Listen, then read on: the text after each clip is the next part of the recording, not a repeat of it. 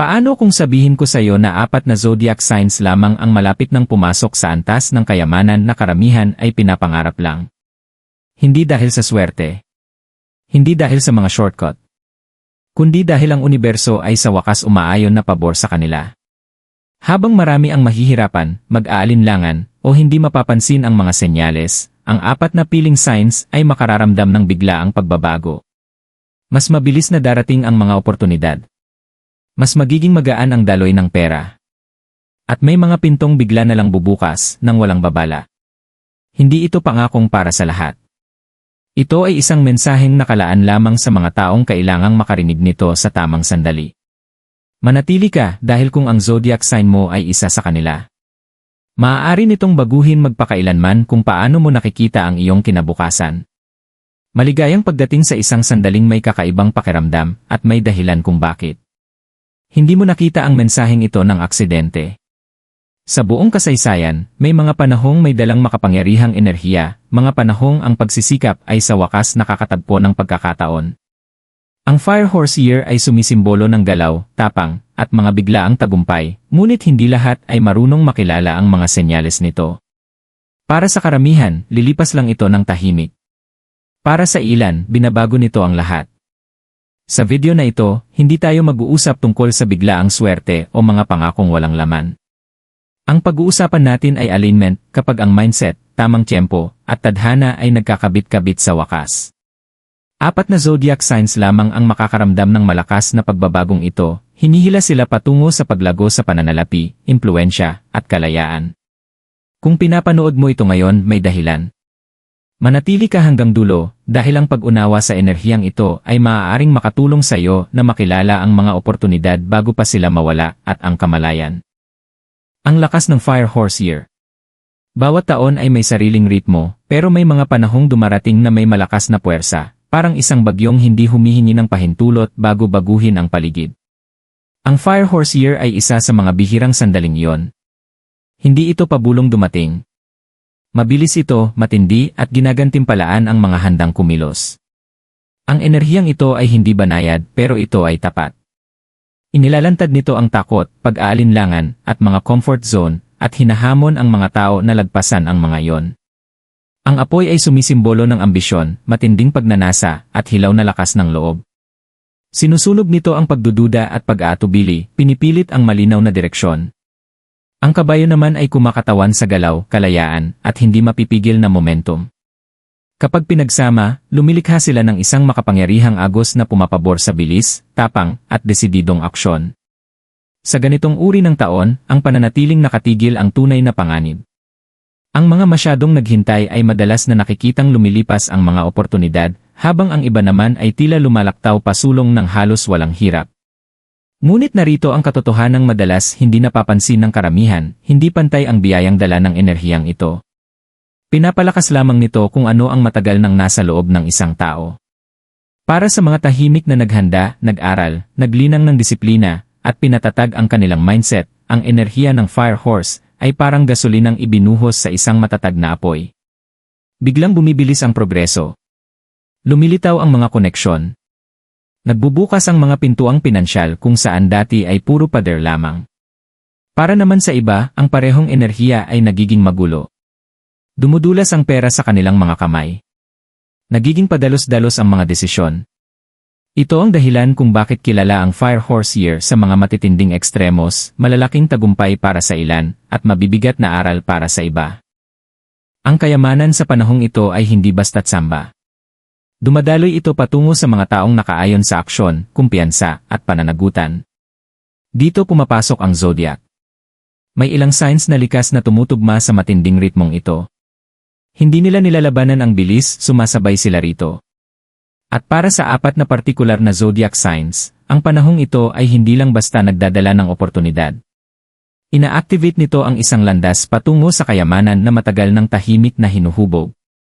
Paano magkaiba ang paraan ng mga zodiac signs sa pag-akit ng kayamanan? Hindi lahat ay umaakit ng pera sa parehong paraan. Isa ito sa pinakamalalaking maling akala ng maraming tao tungkol sa kayamanan. May ilan na agresibong hinahabol ito pero kasing bilis din itong nawawala. Mayroon namang tila halos walang ginagawa, ngunit kusang sumusunod sa kanila ang mga oportunidad. Hindi ito aksidente, ito ay enerhetiko, psikolohikal, at malalim na konektado sa personalidad. Sa astrolohiya, bawat zodiac sign ay may natatanging paraan sa pagharap sa panganib, tiyaga, pamumuno, at pananaw, at lahat ng ito ang humuhubog kung paano pumapasok ang kayamanan sa kanilang buhay. May mga signs na likas na risk takers. Lumalago ang kanilang pananalapi kapag nagtitiwala sila sa kanilang instincts at mabilis na kumikilos kahit hindi pa malinaw ang landas. Mayroon ding mga signs na dahan-dahang nagtatayo ng yaman, paunti-unti, piraso kada piraso, sa pamamagitan ng konsistensya, disiplina, at pangmatagalang pagpaplano. May mga zodiac na umaakit ng pera sa pamamagitan ng mga tao, mga koneksyon, partnership, at impluensya, habang ang iba naman ay nagtatagumpay sa katahimikan, pinapanday ang mga sistema at estratehiya sa likod ng eksena. Ang problema, karamihan ay sinusubukang gayahin ang paraan ng iba. Ang isang maingat na sign ay pilit nagiging padalos-dalos. Ang isang matapang na sign ay sobra namang naghihintay.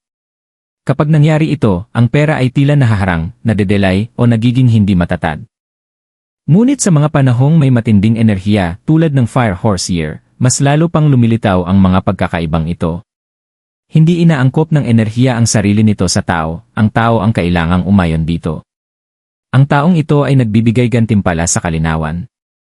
Pinapalakas nito ang mga likas na lakas at inilalantad ang mga kahinaan. Ang mga zodiac signs na nauunawaan kung paano sila nakatakdang lumikha ng kayamanan ay biglang napapadpad sa tamang lugar sa tamang oras. Samantalang ang mga lumalaban sa kanilang tunay na kalikasan ay nakararamdam ng presyon imbes na progreso. Sa 12 signs, 4 lamang ang likas na nakaayon sa mabilis, walang takot, at puno ng oportunidad na enerhiyang ito. Ang mga sign na ito ay hindi lang basta umaakit ng pera, alam nila kung kailan kikilos, kailan magkukomit, at kailan kukunin ang kontrol. Para sa kanila, hindi ito isang maswerteng yugto. Ito ay isang turning point. At ngayon, panahon na para ibunyag ang una sa mga napiling signs. Zodiac sign #1 ang unang pinili. Ang zodiac sign na ito ay hinding-hindi natakot sa pressure. Sa katunayan, ang pressure ang humubog sa kanila.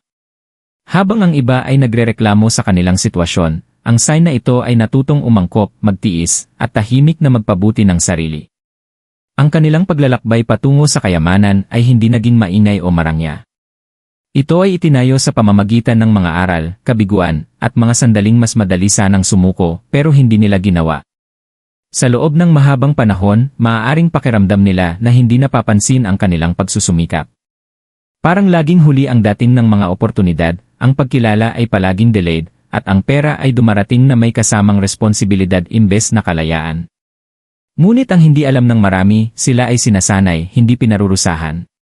Bawat pagkaantala ay nagpapatibay ng kanilang disiplina. Bawat hadlang ay humahasa sa kanilang instincts. Ngayon, nagbabago ang enerhiya. Ina-activate ng Fire Horse Year ang likas na pamumuno at pagiging desidido ng sign na ito. Kung dati ay ang pag-aalinlangan ang pumipigil sa progreso, ngayon ay kumpiyansa na ang pumapalit. Nagsisimulang lumitaw ang mga oportunidad sa pananalapi sa mga hindi inaasahang anyo, mga bagong negosyo, estratehikong partnership, o bigla ang pagkakataong humawak ng mas mataas na otoridad. Hindi hinahabol ng sign na ito ang pera ang tumutugon sa kanilang presensya dahil naglalabas sila ng kontrol at pagiging mapagkakatiwalaan. Ang tunay na lakas ng sign na ito ay ang kanilang kakayahang manatiling kalmado habang ang iba ay nagpapanik. Habang mabilis ang galaw ng mundo, sila ay kumikilos ng may layunin. Ang kombinasyong iyon, bilis na walang kaguluhan, ay bihira at saganang ginagantimpalaan ng enerhiya ng Fire Horse. Ganito nabubuo ang mga milyonaryo, hindi sa padalos-dalos na desisyon, kundi sa ganap na mastery. Kung ito ang zodiac sign mo, malinaw mong unawain ito, hindi ito panahon ng sugal o walang ingat na panganib. Panahon ito ng tuluyang pagtitiwala sa lakas na matagal mo nang hinuhubog. Kapag kumilos ka ng may linaw at tapang, ang kayamanan ay hindi na kailangang pilitin. Ito ay mararamdaman mong natural, pinaghirapan, at hindi may iwasan. Zodiac sign #2 ang hindi inaasahang nanalo. Hindi kailanman inakala ng zodiac sign na ito na ganito darating ang kayamanan. Sa malaking bahagi ng kanilang buhay, naniwala sila na ang tagumpay ay dapat mabagal, mahirap, at puno ng sakripisyo. Pinanood nila ang iba na mabilis umangat habang patuloy nilang kinukwestiyon ang sarili nilang timing. Naging pamilyar ang pagdududa at ang tiyaga ay naging paraan ng kaligtasan. Ngunit ang akala nilang pagkaantala ay proteksyon pala. May kakaibang kakayahan ng sign na ito, marunong silang mag-adjust nang hindi nawawala ang kanilang sarili. Kapag nagbago ang direksyon ng buhay, hindi sila nababasag, umaayon sila. Sa paglipas ng panahon, nabubuo nito ang isang makapangyarihang intuition. Nararamdaman nila ang mga pagbabago bago pa man ito mangyari, kahit hindi pa nila lubos na nauunawaan. Sa Fire Horse Year, ang intuition na ito ang nagiging pinakamalakas nilang sandata sa pananalapi. Hindi dumarating ng maingay ang mga oportunidad para sa sign na ito. Tahimik silang lumalapit sa pamamagitan ng mga usapan, biglaang realizations, o mga sandaling sa unay parang karaniwan lang. Ngunit sa sandaling sabihin ng sign na ito ang biglang bumibilis ang lahat. Nagsisimulang dumaloy ang pera sa pamamagitan ng mga koneksyon, kolaborasyon, at mga desisyong parang halos walang kahirap-hirap. Ang dating puno ng pag-aalinlangan ay biglang nagiging malinaw. Itinutulak ng enerhiya ng Fire Horse ang sign na ito palabas ng pag-aatubili at papasok sa kumpiyansa. Humihinto sila sa paghihintay ng pahintulot. Humihinto sila sa pagdududa sa kanilang halaga. Ang pagbabagong mental na ito pa lamang ay nagbubukas na ng mga pintuang matagal nang naroon pero hindi nabubuksan. Sinusundan ng kayamanan ang paniniwala at sa wakas, dumarating na ang paniniwala. Ang tunay na lakas ng sign na ito at ginagawa silang delikado sa pinakamagandang paraan ay ang kanilang emotional intelligence. Nauunawaan nila ang mga tao, ang timing at ang tiwala.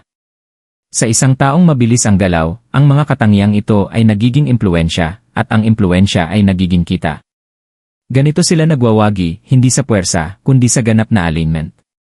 Kung ito ang zodiac sign mo, tandaan mo ito, hindi ka kailanman nahuli. Ikaw ay inihahanda lamang sa tamang posisyon. Kapag dumating ang sandali, kumilos ka ng walang takot. Mas malaki ang gantimpala kaysa sa iyong inaakala. Zodiac sign #3, ang estratehikong tagapagtayo. May isang bagay na malinaw na nauunawaan ng zodiac sign na ito na hindi kailanman natutunan ng karamihan, ang tunay na kayamanan ay itinatahi at binubuo, hindi hinahabol. Habang ang iba ay naghahanap ng mabilis na resulta, ang sign na ito ay nakatuon sa matitibay na pundasyon. Nagplano sila, nagkalkula, at naghanda, kahit walang kasiguruhan na may makakapansin. Maraming beses, pakiramdam nila ay hindi sila nakikita. Mabagal, tahimik, at madalas hindi nauunawaan ang kanilang progreso. Ang sign na ito ay may pasan na responsibilidad mula pa sa murang edad. Maaga nilang natutunan na mahalaga ang katatagan, na may bigat ang mga pagkakamali, at na ang disiplina ang lumilikha ng kalayaan. Dahil dito, maaaring nakita silang maingat o tahimik, ngunit sa ilalim nito ay may pangmatagalang bisyon na hindi kailanman nawala. Bawat desisyon ay konektado sa hinaharap na pinaniniwalaan nila, kahit pa delayed ang mga resulta. Ang Fire Horse Year ay nagdadala ng pagbilis sa lahat ng matagal na nilang binuo. Ang mga sistema ay nagsisimulang gumana ng mas mabilis. Ang mga pagsisikap ay nagko-compound. Ang dati nangangailangan ng matinding tiyaga ay ngayon humihingi ng aksyon. Dito nagiging kapangyarihan ang kanilang paghahanda. Habang ang iba ay nagmamadali at nagkakamali, ang sign na ito ay kumikilos ng may buong kumpiyansa dahil alam nila kung ano mismo ang kanilang ginagawa. Dumarating ang pera sa sign na ito sa pamamagitan ng istruktura, paglago ng negosyo, investments, mga posisyong may pamumuno, o mga oportunidad na nagbibigay gantimpala sa pagiging maaasahan at eksperto. Ang kanilang kayamanan ay hindi magulo o pabago-bago. Ito ay dahan-dahang lumalago at pagkatapos ay biglang dumodoble. Ito ang uri ng tagumpay na nananatili. Ang dahilan kung bakit ang sign na ito ay nakatakdang umabot sa milyon ay hindi swerte, kundi tiwala sa sarili nila at sa prosesong matagal na nilang sinusunod. Hindi sila tinatanggay ng enerhiya ng Fire Horse. Ina-activate sila nito. At kapag kumilos sila, eksakto at may precision ang bawat galaw. Kung ito ang zodiac sign mo, unawain mo ito, tapos na ang tahimik na paghihirap. Paparating na ang pagkakakilanlan. At ang huling sign, ang pinakamalakas na revelasyon, ay magdadala ng lahat sa mas mataas pang antas. Zodiac sign #4, ang huling itinakdang sign. Ang zodiac sign na ito ay matagal nang nakakaramdam na may kakaiba sa kanila, kahit hindi nila maipaliwanag kung bakit. Sa panlabas, maaaring mukhang karaniwan lang ang kanilang buhay, Ngunit sa loob-loob nila ay may palagiang hatak patungo sa mas malaking kapalaran. Taglay nila ang ambisyon, bisyon, at matinding intensity na madalas hindi nauunawaan ng iba. Maraming beses silang sinabihang magbagal, ibaba ang inaasahan, o maging mas realistic, pero hindi nila ito lubusang pinakinggan. Ang sign na ito ay pinamumunuan ng layunin. Kapag may gusto sila, hindi lang nila ito hinihiling, isinasabuhay nila ito. Gayunpaman, hindi naging madali ang landas. Ang kanilang kumpiyansa ay nasubok sa pamamagitan ng pagkawala, pagtataksil, o mga sandaling malapit na sana ang tagumpay pero biglang nawala sa huling segundo. Ang mga karanasang ito ay hindi kabiguan. Ito ay mga pagpino. Ang Firehorse Year ay nag-aapoy sa sign na ito ng higit pa sa dati. Mas tumitindi ang kanilang likas na karisma. Nakikinig ang mga tao kapag sila ay nagsasalita. Lumilitaw ang mga oportunidad sa pamamagitan ng pamumuno, pagiging visible, at matatapang na hakbang na kinatatakutan ng iba. Sumusunod ang pera sa kanila, hindi dahil hinahabol nila ito, kundi dahil inuutos nila ang atensyon at respeto. Ang tunay na naghihiwalay sa sign na ito mula sa iba ay ang kawalan ng takot. Kapag dumating ang sandali, hindi sila nag-aatubili. Kumikilos sila. At sa isang taong pinamumunuan ng bilis at tapang, ang aksyon ay nagiging kayamanan. Malalaking desisyon ang humahantong sa malalaking resulta, paglawak ng negosyo, impluensya, at mga financial breakthroughs na halos hindi ka panipaniwala. Ito ang sign na pinakamalamang makaranas ng dramatikong pag-angat. Isang desisyon. Isang koneksyon. Isang matapang na hakbang na babago sa lahat. Kung ito ang zodiac sign mo, malinaw mong unawain ito, hindi ka kailanman itinakdang mamuhay ng maliit. Ang enerhiya ng Firehorse ay hindi lang nagbubukas ng mga pinto para sa'yo, inaasahan nitong papasok ka. Paano kung wala ang zodiac sign mo sa listahan? Kung hindi nabanggit ang zodiac sign mo, mahalaga pa rin ang mensaheng ito para sa'yo. Ang kayamanan ay hindi gumagalaw sa tuwid na linya, at ang tadhana ay hindi sumusunod sa isang schedule. May mga yugto na para sa aksyon at gantimpala. Mayroon ding mga panahong para sa paghahanda, pagkatuto, at mga panloob na pagbabagong hindi pa nakikita ng iba. Ang hindi mo pagkakasama sa listahang ito ay hindi ibig sabihin na nahuhuli ka, ibig sabihin lamang ay iba ang timing mo. Maraming tao ang napapalampas ang pinakamalalaking oportunidad dahil ikinukumpara nila ang sarili nilang paglalakbay sa iba. Ngunit ang astrolohiya ay tungkol sa alignment, hindi kompetisyon. Ang Firehorse Year ay matindi, mabilis, at mapanghamon. Hindi lahat ng sign ay nakikinabang sa bilis. May mga zodiac na nakatakdang magmasid muna, patibayin ang kakayahan, alisin ang mga emosyonal na harang, o ihanda ang isip para sa mas malaking breakthrough na darating pa. Para sa'yo, ang panahong ito ay maaaring tungkol sa pagkilala ng mga pattern, kung saan tumatagas ang pera, kung saan ka pinipigilan ng takot, o kung saan napalitan na ng comfort ang paglago. Ang kamalayan pa lamang ay napakalakas na. Ito ang naglalatag ng pundasyon para sa hinaharap na tagumpay na darating ng may katatagan imbes na kaguluhan. Tandaan mo ito, ang mga milyonaryo ay hindi nabubuo sa isang sandali. Sila ay hinuhubog sa mga yugto ng tiyaga, tapang, at pagtitiwala sa sarili. Darating ang panahon mo. At kapag dumating iyon, handa ka nang tanggapin ito ng buo, walang takot, walang pagsisisi. Huling mensahe, mahalaga ang susunod mong gagawin. Ang kayamanan ay hindi lang tungkol sa pera. Ito ay tungkol sa tamang tiyempo, paniniwala, at lakas ng loob na kumilos kapag dumating ang sandali. Ipinapaalala sa atin ng enerhiya ng Firehorse na hindi naghihintay ang mga oportunidad. Mabilis silang gumagalaw at kadalasan ay nagkukunwaring mga panganib, desisyon, o bigla ang pagbabago. Ang apat na zodiac signs na ibinunyag sa mensaheng ito ay hindi espesyal dahil sila ay maswerte, sila ay nakaayon. Nakikilala nila ang galaw ng kapalaran at tumutugon sila rito. Kung nabanggit ang zodiac sign mo, malinaw itong unawain, ang kamalayan ay responsibilidad mo na ngayon. Maging mapagmatsyag sa mga desisyon, usapan, at pagkakataong biglang lumilitaw.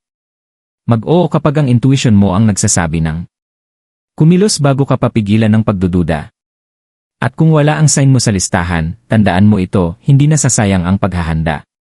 Bawat cycle ay may layunin, at ang sayo ay pinatatatag ka para sa susunod na darating. Hindi nakakalimot ang universo sa pagsisikap. Kung tumimo sa iyo ang mensaheng ito, hayaan mo itong maging paalala na ang kinabukasan mo ay hindi nakapirmi, hinuhubog ito ng mga desisyong ginagawa mo simula ngayon. I-comment ang zodiac sign mo sa ibaba, ibahagi ito sa isang taong kailangang makarinig nito, at manatiling konektado. Dahil kapag kumilos ang tadhana, ang mga handa ang umaangat.